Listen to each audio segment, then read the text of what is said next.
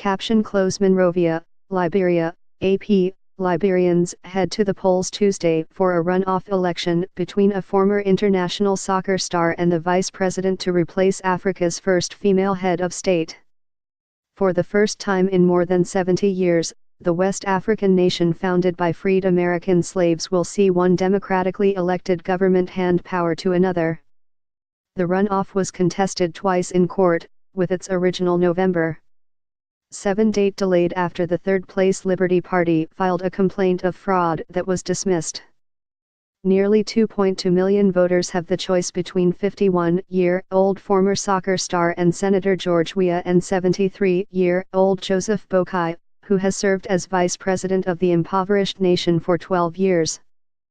Liberians showed up in large numbers for the first-round election on October 10. Economist and Nobel Peace Prize winner Ellen Johnson Sirleaf is stepping down after 2 terms in office that brought the country out of back-to-back civil wars and grappled with the Ebola outbreak that killed nearly 5,000 Liberians in 2014 to 2015. National Elections Commission lead lawyer Musa Dean told the Associated Press that everything was ready for Tuesday's vote to go ahead, and that a mandate by the Supreme Court for a cleaned-up voter roll to be posted at all 5,390 polling places will be met. Many Liberians turned out over the weekend to check their voter registrations, with some finding it difficult. "We can't be left out," said one, Pinky Frank.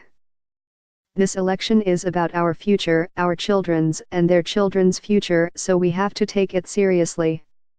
Sirleaf initially said she would support her vice president, but amid allegations that she preferred Weah, she has backed off publicly supporting either candidate. Weah draws his support from the younger generation. This is his 3rd time running for the presidency, and 60% of Liberia's population is under 30.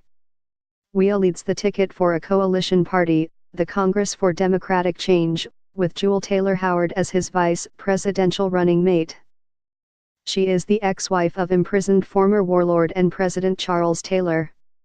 "We don't see how we will lose this election because we are not leaving any stones unturned," party chairman Nathaniel McGill said. The 2 candidates both saw hardships growing up and have made those experiences part of their campaigns. "Like many of you, I have been a victim of poverty," Weah has said, promising new futures and jobs.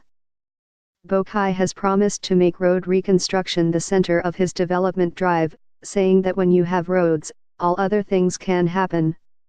He also has promised to create 50,000 jobs in the first 150 days. The vice president's Unity Party had filed a complaint with the Supreme Court that the Elections Commission had prematurely set the runoff date, but the complaint was overruled last week.